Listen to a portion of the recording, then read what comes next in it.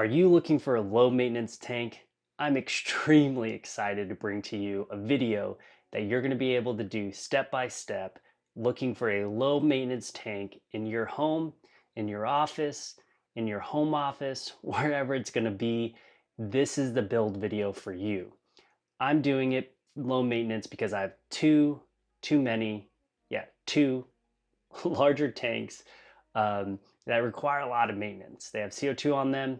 That's not what this is going to have. This is going to be low maintenance, hang on back filter. That's what this is going to be for you listening in and what you'll get out of this video as we go through. This tank is going to be what I call Wolfie's tank. He loves to come in this office, sit right on the floor. There's a ground level tank there now that this will be taking its spot. This is going to be 6 gallons, so it's going to be a lot larger. The other one was 2.5. For him to enjoy, for me to enjoy his enjoyment of watching this tank. But anyways, low maintenance tank, let's go through and create this build, and you help me build this because I listened to you all in the community. You asked, you said you want to see another build. So this will be the last build for 2024. I listen. Anyways, let's go through and scape this together.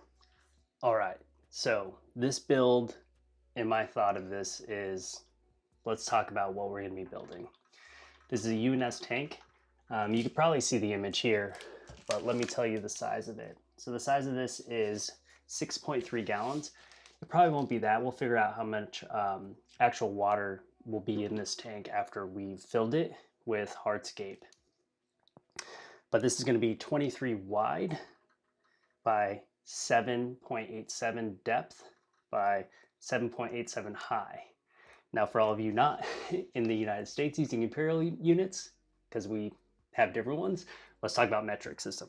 So this is going to be 60 wide by 20 centimeters by 20 centimeters. So I found this piece of ghost wood that I really liked at the store, and it was only 10 bucks. So super cheap. This will be cost effective. I think the most expensive piece of this was the tank. I think it was 150, but anyways, my thought is when I place it in here, I had it some other sides. The tank's gonna go right here, and I wanted to scape this way. So I have this piece of wood. I started scaping this way, then I realized it should go this way. And I always recommend pre-scaping as you're just starting out. I don't have that thought process of being able to go through and think of it prior while I'm at the store. But basically the wood's gonna come up this way, higher on this side, and then scape down to like an entry cove here. And I'm debating if I'm going to use the red sand or the white sand, and I think I'm going to use the Boris sand because I've just been thinking about it and I have enough of the darker sand from UNS. And how cool is it going to be if I have white sand with volcanic stone? I think it's going to look legit, as if I'm in like Hawaii or something, next to a volcanic area versus the red sand. So this is going to come up high from this side and beach down below to over there. That's going to be this. So we'll take out this piece of hardwood. Now the light I have is the Twin Star light. It's a pretty cost-effective light. It's pretty bright. I think I only paid like $50, $60 for it. You do have to buy a timer with it, so just be aware of that. Yeah, timers, you need them. So that would be an additional 20 bucks. You can get a cheaper light. I'm gonna be testing out the Hager brand as well after I get this established. I just decided to escape with this one first. So this is from Twin Star. But what we need first is the nutrient dense substrate. We are going to have carpeting plants in the front that I've already kind of eyed. So we'll need a nutrient dense substrate because I'm also going to have rooting plants in the back. There will be epiphytes. I'm not going to have as much rooting plants in the back because I want low maintenance. If we all are aware, low maintenance means no trimming, right? So I'll have some crypts in the back that are slower growing and not as fast growing. So think of that in mind. Low maintenance, if you have stems, they're going to grow quicker. especially if you have a nutrient dense substrate. So I'll create a nutrient dense substrate that will help my carpeting plants and also the crypts that I'm going to add. And then I have some epiphytes, some buces that are going to be a lot easier to maintain as well because they're slower growing. So just think about that. I probably won't add moss. No, I'll add some moss. Maybe some slow growing moss. We'll go through and figure that out as we're putting things in the scape. But first and foremost, let's add our nutrient dense sand. So think of it as depth as well. You do not want to create a higher front end so that it's up here. You want lower to back to create that sense of depth in your tank. So I'm gonna make it that this is all low and it rounds to back up here to create that higher corner depth for this piece of wood. So essentially it sits like this, right? So in order for it to sit like this, we need a higher cove area. So nutrient dense substrate first, and then I'll add a little bit of capping layer onto it so that then we can go through and place our hardscape and then finish it off with the rest of the capping layer. We want to cap our nutrient dense substrate layer down. The reason being is if the nutrients gets into the water column, what we're gonna have is an algae breakout, which we don't want, right? So what I'll make sure I do is I cap that all down with that substrate. Well, decorative sand, not so much substrate, because this, well, it's part of the substrate. It's both. So that's what we're going to go through and do. We'll cap that nutrient dense substrate down layer because it's a part of it. And then we'll go through and start laying some of our substrate. We're not going to go heavy on the capping layer yet because we need to get our substrate in. And then, our hardscape. Our hardscape will then add to the value when we add that other or the rest of the capping layer. So it looks like it's part of it, it's buried. If you just cap everything down, do your capping layer higher, it'll look awkward because if you just place your hardscape in, you're gonna be like, hey, it looks like someone just placed this in, it wasn't part of it. So that's why. Well, anyways, let's go through and place our nutrient dense layer down. Oh, and I forgot to tell you, this stand I purchased on Amazon, 50 bucks. Be aware if you're going for a cost-effective stand like I have in all of my area, you need to make sure it holds the weight. These bamboo stands hold, this one in particular holds up to 200 pounds.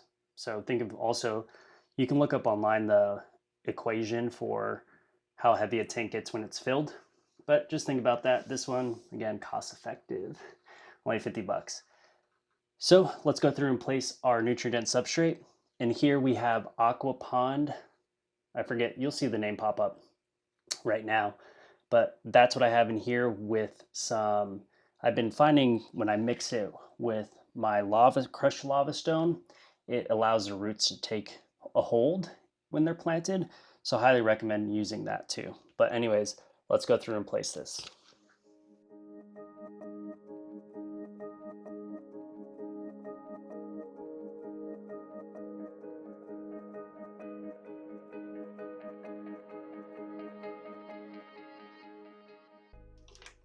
I also have some leftover, if you remember from this tank here, some of this starter bacteria I'm going to add as well into this area here that has no nutrient dense substrate because it's more of a fine powder.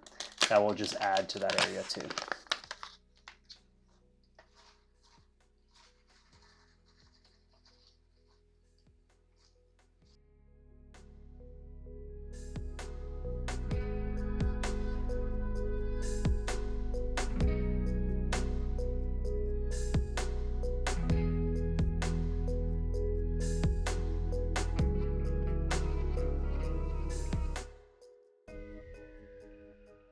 So I think this is good. We have this swaying from your left, I don't know how it looks in the camera, from right here over to here, and same thing going back. So now what I need to do is add some hardscape so that we can see how this is going to sit in here, just like this. I also need to keep in mind, and you need to keep in mind, I'm going to have a filter, hang on back filter. So if I keep this up to here, probably I'll let it rest against the back of this. I'll have the hang on back filter come in this way and the top tube will come right here. So I just need to keep in mind the depth of how long that tube is, and we'll probably unpackage my hang on back filter just to see how it fits in here. All right, so I know I said I was going to cap some of it down first. I'm not. But what I am going to do is make sure this thing fits. So this is the Forza 25 to 40, and it goes up to 40 gallons. It's definitely oversized, but I like to oversize all of my filters for the aquariums.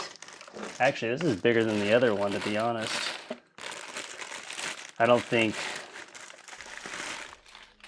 think this is too big, in my opinion. I thought this one was a different one, which is a bummer. They make one in between this one. I guess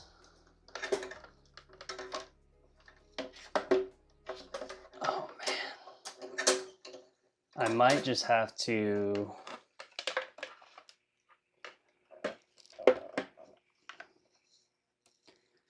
use this one right here.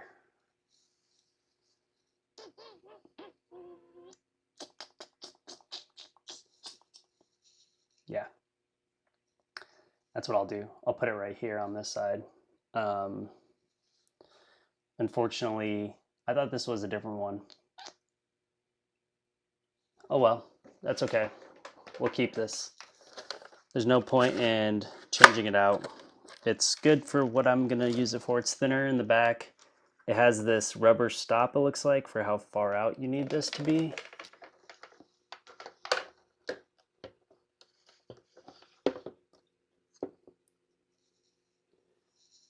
So that looks about good. So we'll keep this here on this side. Unfortunately, you're gonna see it.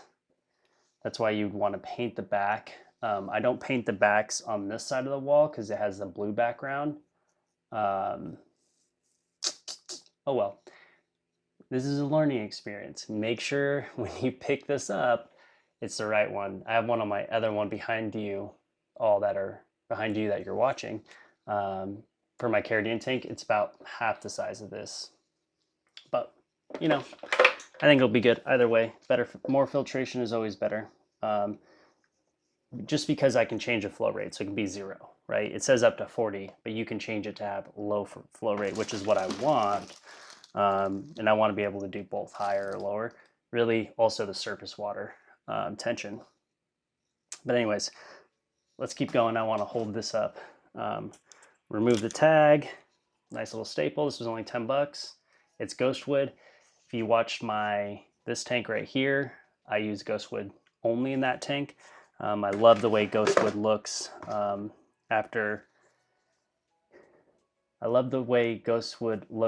it's been waterlogged. So I'm thinking of something like this.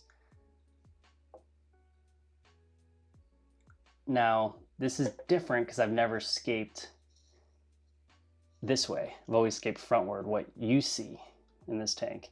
So it will be a little bit difficult for me, but this is all learning experience. So we'll make this work. So it might be a little bit lower. We'll get a nice piece that is right here. This is lava stone. Love the lava stone that I've been getting at my local aquarium store. Highly recommend checking out Kona Reef if you haven't. Not sponsored by any of them. Just love the quality of stuff they're getting lately.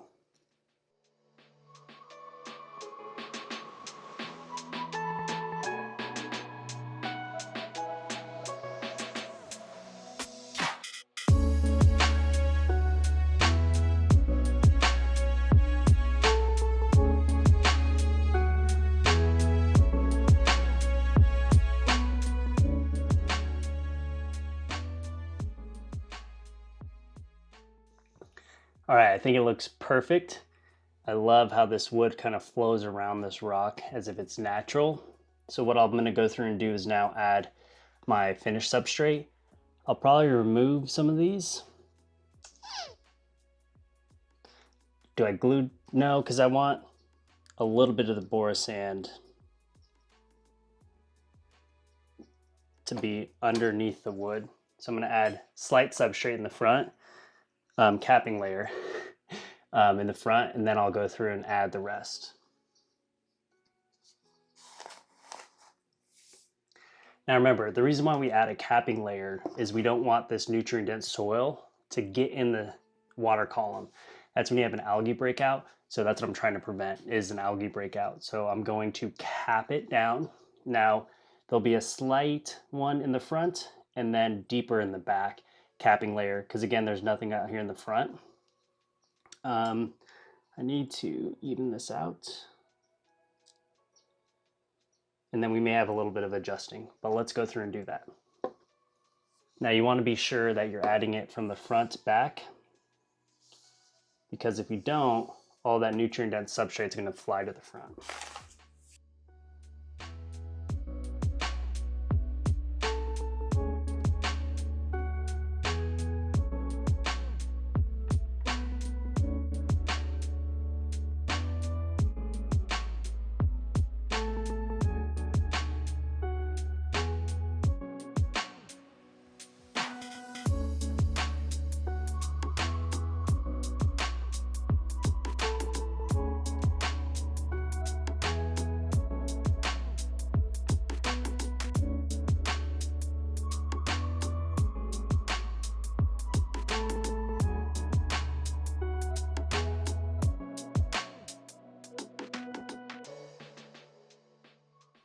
So I had to test the lid because I wanted to make a better focal point right here in the front. So basically this is the blooming focal point, smaller, and then last one over here of stone. It now looks like the wood is growing through the rocks, which I really like. So this is pretty much where it's going to be. Now I just need to go through and glue it. I put the glass lid on because I created some elevation. I'll get you closer here in a second, but I created some elevation for this. So I wanted to make sure that the glass didn't hit it. All right, this is much better, closer. Basically, you can see now I have my main focal point here. One over here kind of dives down over. I think it looks amazing. Now this is going to be for Thai crabs. So basically, I'll be able to, I need to make this tauter. This needs to be tighter with this part. But basically, Thai crabs love nicks and crannies to hide in, so this is perfect for them. But again, I think it's looking perfect. We'll go through, I'll make this a little bit tighter, and then we'll start gluing. All right, so we got our plants. Now, the most fun part. Time to go through and plant our plants.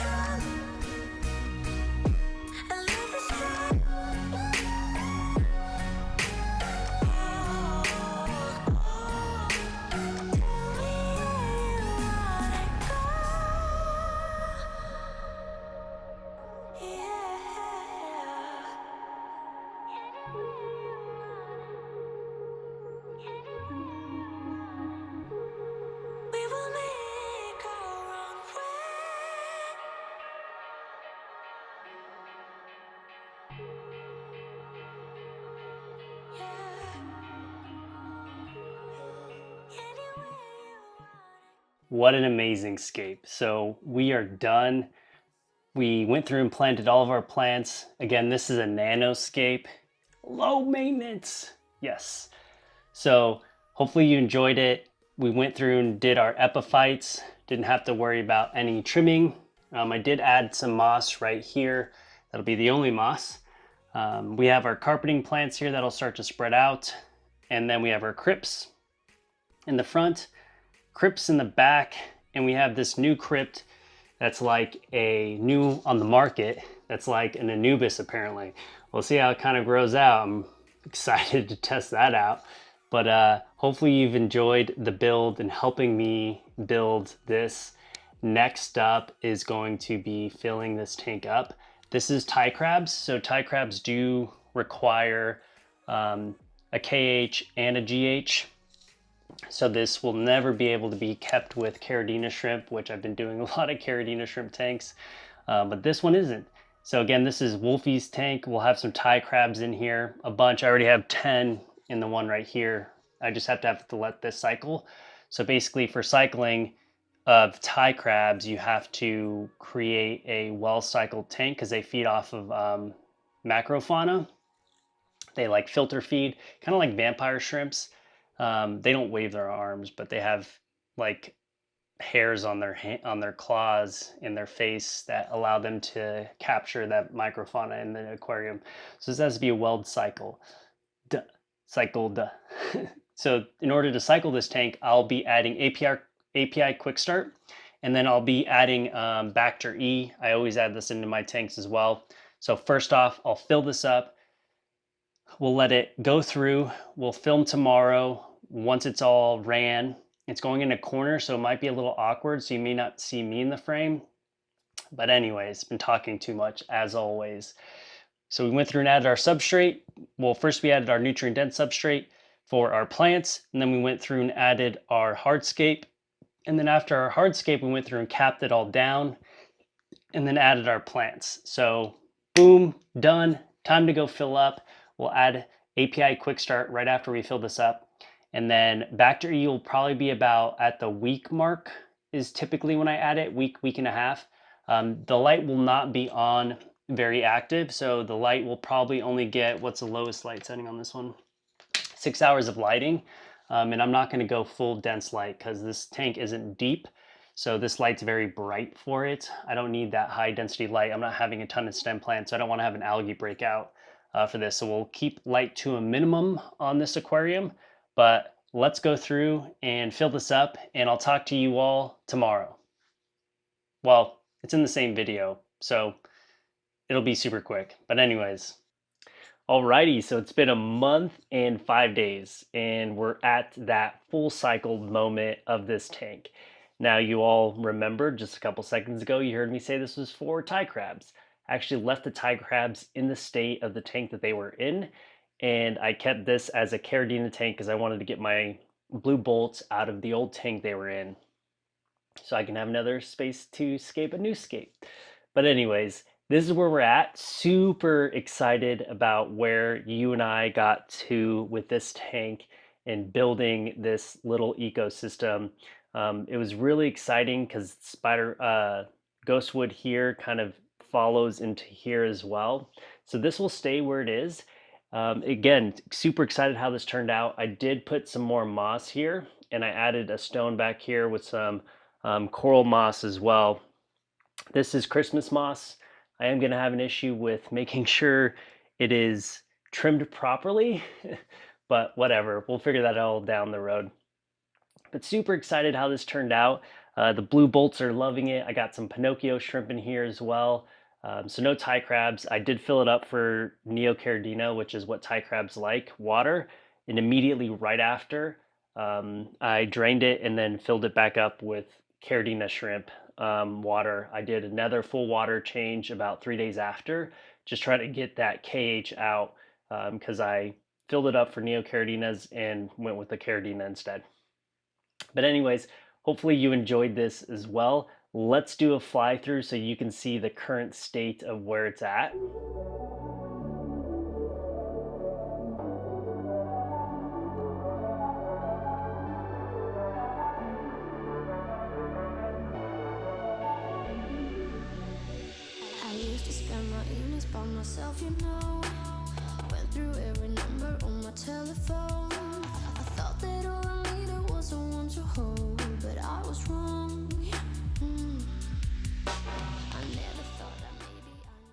What an amazing fly through. I truly hope you enjoyed building this nano tank with me.